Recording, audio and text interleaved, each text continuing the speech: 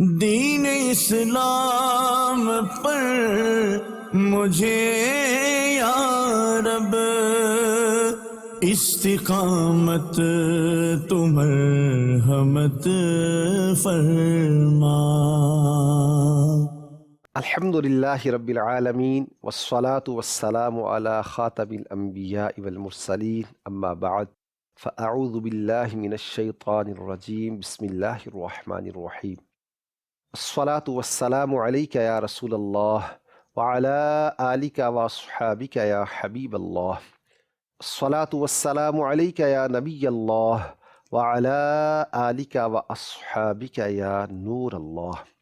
اللہ پاک کے آخری نبی مکی مدنی صلی اللہ تعالی علیہ وآلہ وسلم کا ارشاد گرامی، جو مجھ پر ایک مرتبہ درود پاک پڑھتا ہے اللہ تعالیٰ اس کے لیے عافیت کا ایک دروازہ کھول دیتا ہے۔ صلو علی الحبیب صلی اللہ تعالی علی محمد وعلی آلہ وصحبہ وبارک وسلم۔ محترم اور پیارے اسلامی بھائیوں اور مدنی چینل کے ناظرین، آج قصص النساء پروگرام میں ہم زبیدہ خاتون سے ریلیٹڈ ایک واقعہ سنیں گے۔ زبیدہ خاتون کون ہے، پہلے ان کے بارے میں کچھ سن لیتے ہیں، پھر ان کے تحت جو واقعہ ہے وہ بھی انشاءاللہ سنتے ہیں۔ حلیفہ ہارون الرشید اسلامی تاریخ میں ایک بڑے مشہور خلیفہ گزرے ہیں، عباسی خلفاء میں آپ کا شمار ہوتا ہے۔ ان کی زوجہ کا نام زبیدہ خاتون تھا۔ ان کا پورا نام زبیدہ بنت جعفر بن منصور ہے۔ اپنے زمانے کی افضل اور مشہور ترین خواتین میں ان کا شمار ہوتا تھا۔ ویسے ان کا جو نام درج کیا گیا وہ ہے امۃ العزیز، لیکن فیمس جو ان کا ہے وہ ان کا لقب ہے زبیدہ۔ 165 ہجری 165 ہجری میں خلیفہ ہارون الرشید نے آپ سے نکاح کیا۔ انتہائی مالدار خاتون تھیں اور بہت سے آپ نے رفاہ عامہ کے کام بھی سر انجام دیے۔ 216 ہجری بمطابق 831 سنہ عیسوی کو بغداد میں انتقال ہوا۔ آپ کی تعریف میں کہا گیا ہے کہ اپنے زمانے کی عورتوں میں دین، حسب، نسب، حسن و جمال، عفت و پاک دامنی اور بھلائی کرنے میں عظیم خاتون تھی۔ وہ وقت تھا جب لوگ مکہ مکرمہ سفر کر کے جایا کرتے تھے حج وغیرہ کے لیے۔ طویل راستہ تھا، وہاں پانی کے دستیابی ایک بہت بڑا ڈیفیکلٹ میٹر تھا۔ تو وہاں زبیدہ خاتون نے جو ایک زبردست کارنامہ سر انجام دیا کہ راستے میں حوض، تالاب، کنویں، اس طرح کی چیزیں بنائیں۔ ایک نہر باقاعدہ بنوائی گئی زبیدہ خاتون کی طرف سے۔ تو یہ بڑی اس طرح کے ان کے رفاہ عامہ کے کام رہے۔ انہی کا ایک واقعہ آج ہم سنتے ہیں، اور بڑا دلچسپ اور ایمان افروز واقعہ ہے۔ اللہ والوں کی شان بھی اس میں ہے، ہمارے لیے سیکھنے کو بہت کچھ ہے۔ کہا جاتا ہے کہ زبیدہ خاتون چونکہ ایک خوش عقیدہ مسلمان تھیں اور اولیاء اللہ سے، بزرگان دین سے بڑی عقیدت رکھتی تھیں۔ ایک مرتبہ یہ اپنی کنیزوں کے ساتھ کہیں جا رہی تھیں تو انہوں نے ایک وادی میں دیکھا کہ اپنے زمانے کے ایک بزرگ حضرت سیدنا بہلول دانا رحمۃ اللہ تعالی علیہ، یہ اللہ والے پتھر کے ٹکڑوں کو جمع کر کے کچھ بنا رہے ہیں۔ زبیدہ خاتون اپنی سواری سے نیچے اتر آئیں اور حضرت سیدنا بہلول دانا رحمۃ اللہ تعالی علیہ کی خدمت بابرکت میں حاضر ہو کر ادب سے کھڑی ہو گئی، مگر آپ نے توجہ نہیں فرمائی ان کی طرف۔ تو خود ہی زبیدہ خاتون نے ہمت کر کے عرض کیا، حضور کیا بنا رہے ہیں؟ فرمایا، جنت کا محل بنا رہا ہوں۔ زبیدہ خاتون نے دوبارہ سوال کیا، کیا جنت کا یہ محل مجھے فروخت کر سکتے ہیں؟ ارشاد فرمایا، ہاں ضرور فروخت کروں گا۔ زبیدہ خاتون نے اگلا سوال کیا، قیمت کیا ہوگی؟ اللہ اکبر! ارشاد فرمایا، 1 درہم۔ جواب سنتے ہی زبیدہ خاتون نے فوراً قیمت پیش کر دی۔ قیمت ادا ہونے کے بعد اللہ تعالیٰ کے ولی نے ایک لکڑی اٹھائی اور ایک چھوٹے سے مٹی کے بنے ہوئے گروندے، چھوٹے سے گھر مٹی سے جو بنائے جاتے ہیں، اس کے اندر سرکل کرتے ہوئے، لکیر کھینچتے ہوئے فرمایا، میں نے جنت کا یہ محل 1 درہم کے بدلے زبیدہ خاتون کے ہاتھ بیچ دیا۔ یہ سنتے ہی زبیدہ خاتون اس یقین کی خوشی میں سرشار ہو گئی کہ جیتے جی جنت کا پروانہ مل گیا۔ خیر گھر پہنچی، رات کا پچھلا پہر ہوا، رات کو اٹھ کر تہجد کی سعادت ملی، مناجات سے فارغ ہوئیں، لیٹ گئی۔ اچانک خلیفہ ہارون الرشید آ گئے اور کہنے لگے کہ آج جب میں نماز تہجد پڑھ کر لیٹا تو میری آنکھ لگ گئی۔ میں کیا دیکھتا ہوں کہ ایک باغ کی سیر کر رہا ہوں۔ میرے پوچھنے پر کسی نے بتایا کہ یہ جنت الفردوس ہے۔ میں نے وہاں ایک بلند دروازے پر سبز رنگ میں زبیدہ خاتون لکھا ہوا دیکھا۔ میں اس امید پر کہ اس محل میں میں داخل ہو گیا کہ اس میں شاید میرا نام بھی لکھا ہوگا، آپ کا نام لکھا ہوا، بیوی سے کہنے لگے تو شاید کہیں میرا نام بھی لکھا ہوگا۔ میں میلوں دور نکل گیا، خلیفہ ہارون الرشید کہتے ہیں، مگر میں نے ہر جگہ زبیدہ آپ کا ہی نام لکھا ہوا دیکھا، مجھے اپنا نام نظر نہیں آیا۔ ہارون الرشید نے جب اس کے بارے میں پوچھا تو زبیدہ خاتون نے انہیں کل رات کو پیش آنے والا واقعہ سارا بیان کر دیا۔ ہارون الرشید بھی اولیاء اللہ سے عقیدت رکھنے والے تھے، محبت رکھنے والے تھے۔ کہاں چلیں، میں بھی حضرت کی بارگاہ میں چلتا ہوں۔ چلے گئے یہ بھی۔ وہی عمل حضرت بہرول دانا رحمۃ اللہ تعالیٰ علیہ تشریف فرما ہے اور ایک ویرانے میں مٹی کے چھوٹے چھوٹے گھر بنائے جا رہے ہیں۔ ہارون الرشید پہنچے تو ادب سے سلام کیا، وہی بات دہرائی گئی، کیا بنا رہے ہیں؟ محل بنا رہا ہوں جنت کا، مجھے بیچیں گے؟ بیچوں گا، قیمت کیا ہوگی؟ جواب دیا گیا، تیری پوری سلطنت اس کی قیمت ہے۔ ہارون الرشید حیرت سے کہنے لگے، حضور بیوی میری زوجہ محترمہ کو تو آپ نے 1 درہم میں دے دیا اور میرے لیے آپ نے اتنی قیمت بڑھا دی، پوری سلطنت اس کی قیمت؟ جواب دیا، زبیدہ خاتون جنت دیکھ کر نہیں آئی تھی، جبکہ رات آپ تو جنت کا نظارہ کر کے آ رہے ہو۔ اللہ اکبر۔ محترم ناظرین، اللہ تعالیٰ اپنے بندوں کو کیسی شان عطا فرماتا ہے۔ اللہ والے اللہ کی عطا سے ان باتوں کو بھی جان لیتے ہیں جن کو ایک عام بندہ جان ہی نہیں سکتا۔ اندازہ کیجئے، ہارون الرشید خواب دیکھ رہے ہیں، خواب میں جنت میں وہ محل دیکھا اور واقعہ اپنی زوجہ سے بیان کیا ہے، لیکن سیدنا بہرول دانا رحمہ اللہ تعالی کو اللہ نے کیسی شان اور کیسی بصیرت اور کیسی فراست عطا فرمائی، سبحان اللہ، کہ آپ انہیں بتا رہے ہیں کہ ہارون الرشید گویا آپ تو خواب میں جنت کو دیکھ کر اب جنتی محل کا مطالبہ کر رہے ہیں، جبکہ زبیدہ خاتون نے جب یہ دیکھا تھا، جب یہ ڈیمانڈ کی تھی تو انہوں نے پہلے جنتی محل دیکھا نہیں تھا، خواب پہلے نہیں دیکھی تھی۔ آپ خواب دیکھ کر آ رہے ہیں اور انہوں نے میری بات پہ ٹرسٹ کرتے ہوئے، میری بات پہ یقین کرتے ہوئے مجھ سے سارا معاملہ کیا تھا۔ اللہ اکبر۔ ہارون الرشید کی آنکھوں میں آنسو آ گئے، عرض کی حضور سلطنت دے کر بھی قیمت دینے کے لیے تیار ہوں، گارنٹی مل جائے، اللہ اکبر، جنت کا پروانہ مل جائے۔ سیدنا بہرول دانا رحمہ اللہ تعالی ارشاد فرمانے لگے، میں تیری سلطنت کا کیا کروں گا؟ سلطنت کے لیے تو میری ٹھوکروں میں بھی جگہ نہیں، اللہ اکبر، جا اپنی سلطنت بھی لے جا اور جنت کا پروانہ بھی لے جا۔ کسی شاعر نے کیا خوب کہا ہے، اللہ والوں کے بارے میں، تخت سکندری پر وہ تھوکتے نہیں ہیں، بستر لگا ہوا ہے جن کا تیری گلی میں۔ محترم ناظرین، کیا ایمان افروز واقعہ! اللہ والوں کی شان اللہ تعالیٰ خود بڑھاتا ہے۔ یہ اللہ تعالیٰ کی اپنے نیک بندوں پر عطاؤں کا ایک ذریعہ ہے۔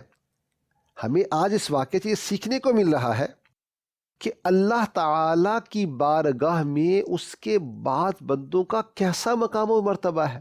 یاد رکھیں ناظرین، یہ مرتبہ ان کا اپنا نہیں ہے کہ اعتراض کیا جائے، اس پہ سوال کویسچن ریز کیے جائیں، کیسے ہو گیا؟ جب یہ بات ذہن میں آئے گی کہ ان کی یہ شان، یہ عظمت کس نے دی ہے؟ ان کے رب نے دی ہے، اور ان کا رب جس کو جو چاہے عطا فرمائے۔ ان کا رب اپنے نیک بندوں کو کیسی شان عطا فرماتا ہے؟ قرآن و حدیث میں اس کے کتنے واقعات موجود ہیں۔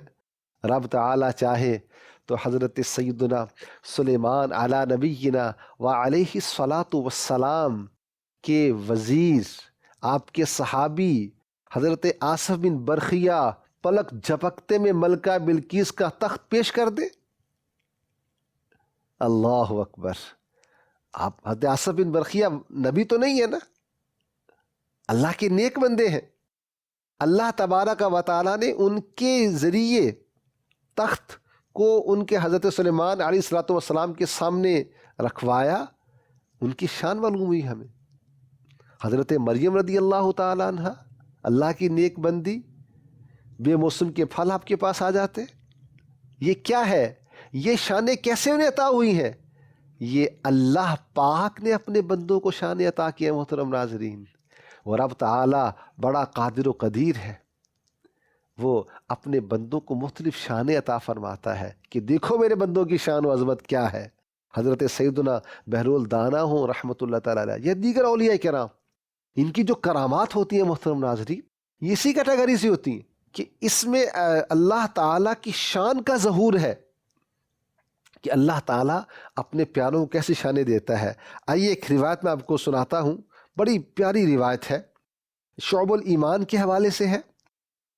ایک اور روایت مسلم شریف والے سے بھی انشاءاللہ عرض کی جائے گی۔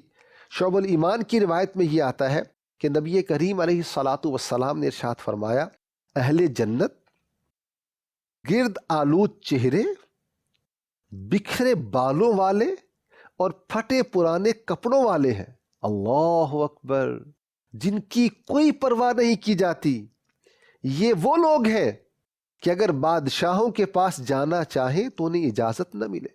اور بھی آگے ان کے بارے میں بیان فرمایا گیا، فرمایا یہ ایسے جنتی ہیں کہ بروز قیامت ان میں سے ایک کا نور بھی تمام لوگوں پر تقسیم کر دیا جائے تو تمام کو پورا ہو جائے۔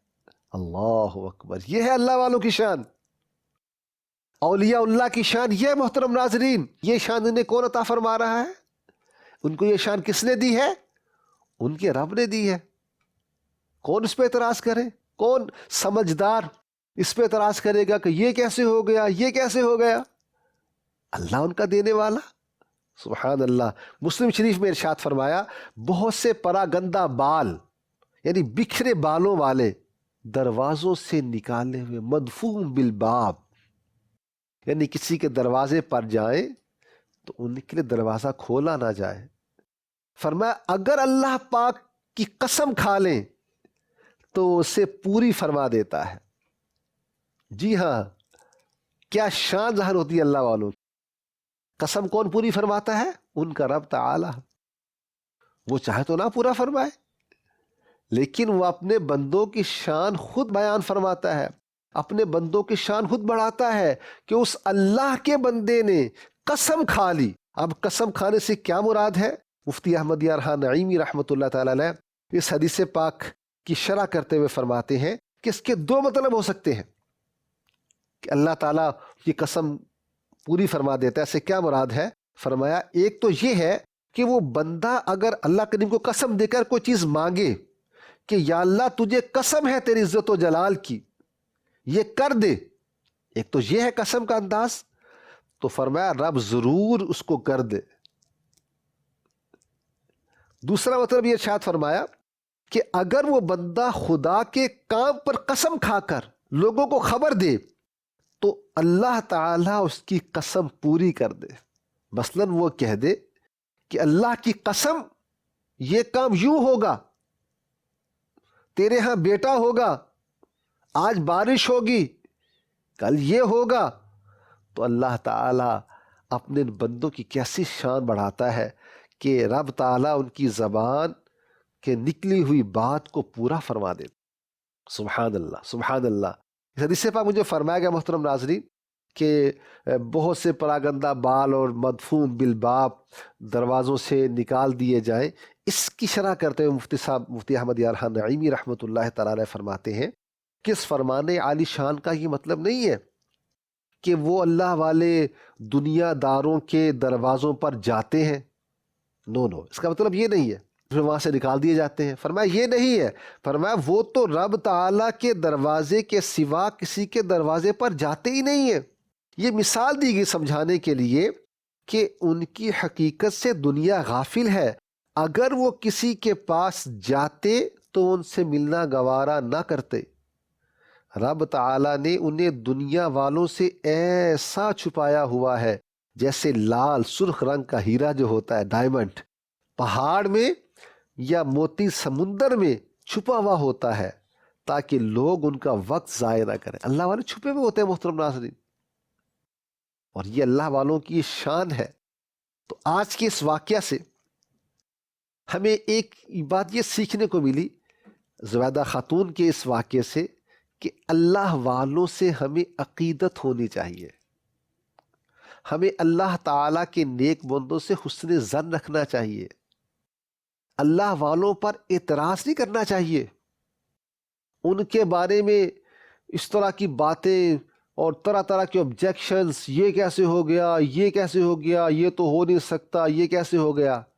ایک خوش عقیدہ با ادب مسلمان جو ہے وہ ہر ایک کا ادب و احترام کرتا ہے، اللہ تبارک و تعالیٰ کی الوہیت کا معاملہ ہو، نبی کریم صلی اللہ علیہ وسلم کی رسالت کا معاملہ ہو، اہل بیت کرام یا صحابہ کرام کی عظمت کا معاملہ ہو، اولیاء اللہ کی عظمت و شان کا معاملہ ہو، غرض یہ کہ وہ کسی بھی عزت والے عظمت والے کا معاملہ ہو تو وہ سب کی رسپیکٹ کرتا ہے، وہ ان پر اپنی عقل کے گھوڑے نہیں دوڑاتا، وہ اس طرف نہیں جاتا کہ رب یہ کیسے ہو گیا۔ دیکھیں نا حدیث پاک میں کتنا کلیئرلی فرمایا گیا کہ ان من عباد اللہ من لو اقسم علی اللہ لابرہ، اللہ کے بعض بندے ایسے ہوتے ہیں اللہ پر قسم کھا لیں کسی کام کی تو اللہ کی قسم کو پورا فرما دیتا ہے۔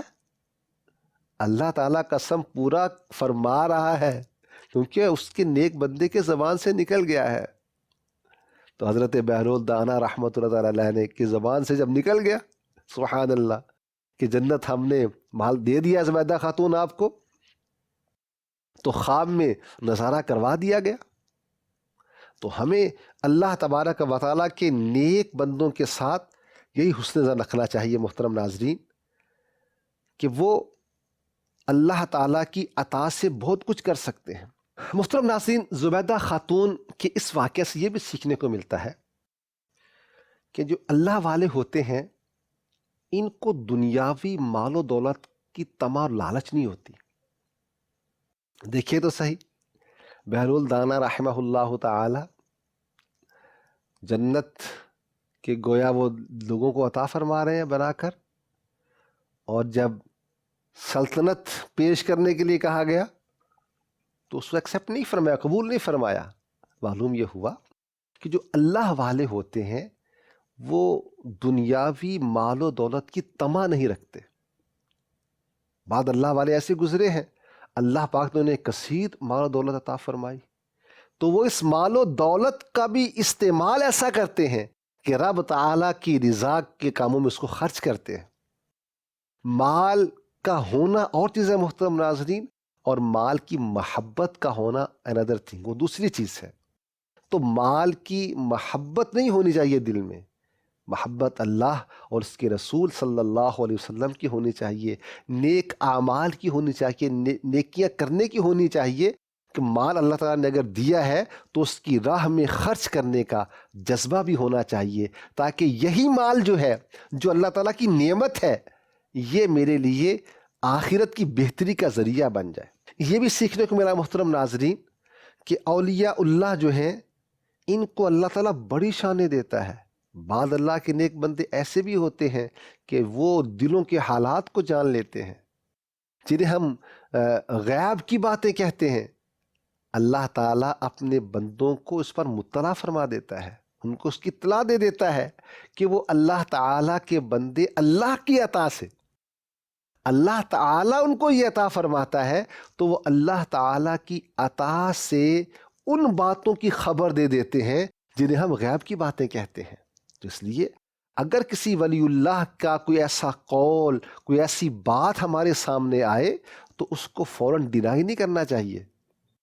اگر وہ اللہ کے نیک بندے نے کہا ہے تو ہمیں اللہ تعالیٰ کی بارگاہ سے یہ اچھا گمان رکھنا چاہیے کہ اللہ تعالیٰ نے ان کو یہ شان عطا فرمائی ہے، اور قرآن پاک میں، احادیث طیبہ میں اس کی مثالیں موجود ہیں کہ اللہ تعالیٰ اپنے نیک بندوں کو ایسی باتوں کا علم عطا فرماتا ہے۔ مشہور روایت ہے کہ مومن کی فراست سے ڈرو کہ وہ اللہ کے نور سے دیکھتا ہے۔ جو فیوچر میں باتیں ہونے والی ہیں اللہ والے ان کے بارے میں بتاتے ہیں۔ ایسے کتنے واقعات صحابہ کرام کے ملتے ہیں کہ جو صحابہ کرام علیہم رضوان نے ان باتوں کی خبر دی جن کا تعلق غیب سے تھا۔ لہٰذا اللہ تعالیٰ اپنے نیک بندوں کو غیب کا علم بھی عطا فرماتا ہے۔ اللہ تعالیٰ اپنے نیک بندوں کو تصرفات کا اختیار دیتا ہے۔ وہ بہت سے ایسے کام کر دیتے ہیں جو کام بندہ نہیں کر سکتا۔ ملکہ زبیدہ خاتون رحمۃ اللہ تعالی علیہا کہ اس واقعہ سے ہمیں یہ بھی سیکھنے کو ملتا ہے کہ وہ اگرچہ ملکہ تھیں مگر تہجد پڑھنے والی ہیں، نیکیاں کرنے والی ہیں، مناجات کرنے والی ہیں، لوگوں کے کام آنے والی، حاجیوں کی خدمت کرنے والی۔ تو آج بھی اگر کوئی عورت مصروف ہے، گھریلو لائف میں ہے، کوشش کرنی چاہیے کہ جہاں یہ کام کیے جاتے ہیں اللہ تعالیٰ کی عبادت میں سستی نہ ہو۔ فرائض تو ادا کرنے ہی کرنے ہیں محترم ناظرین، دنیاوی کام کاج ہمیں اللہ کی یاد سے غافل نہ کر دیں۔ ایسا نہ ہو کہ بندہ کہ جی یہ بھی تو، بعض لوگ ایسی باتیں کرتے ہوئے سنتے دکھائی دیتے ہیں کہ جناب رزق حلال بھی تو عبادت ہے نا، ہم وہ بھی کام کر رہے ہیں۔ یقیناً عبادت ہے، رزق حلال کرنا بھی ہے، لیکن اس کا مطلب یہ تو نہیں ہے کہ ایک عمل آپ فرض کر رہے دوسرا فرض چھوڑ دیں۔ رزق حلال بھی کمائیے اور اپنا فرض نماز بھی ادا کیجیے، تو دونوں کو پر عمل کرنا ہے۔ لہٰذا یہ واقعے سے سیکھنے کو ملا کہ وہ اتنا کچھ ہونے کے باوجود بھی وہ نیک خاتون اور باعمل اور متقی خاتون تھی، لوگوں کے کام آنے والی تھی۔ تو ہمیں ایسی نیکیاں بھی کرنی چاہیے محترم ناظرین کہ جو لوگوں کے کام آنے والی ہوں۔ الحمدللہ تعالیٰ دعوت اسلامی کا شعبہ FGRF الحمدللہ کتنی کوشش کر رہا ہے، لوگوں کے لیے ایفرٹس کی جا رہی ہیں، ڈیزرٹ پرسن کے ساتھ جو بیچارے کس طرح متاثرین ہیں کسی بھی اعتبار سے دعوت اسلامی کے ساتھ تعاون کر رہی ہے۔ الحمدللہ دعوت اسلامی کے کئی ڈپارٹمنٹس ایسے ہیں کہ جو دکھیاری امت کی خیرخوائی میں مصروف عمل ہیں۔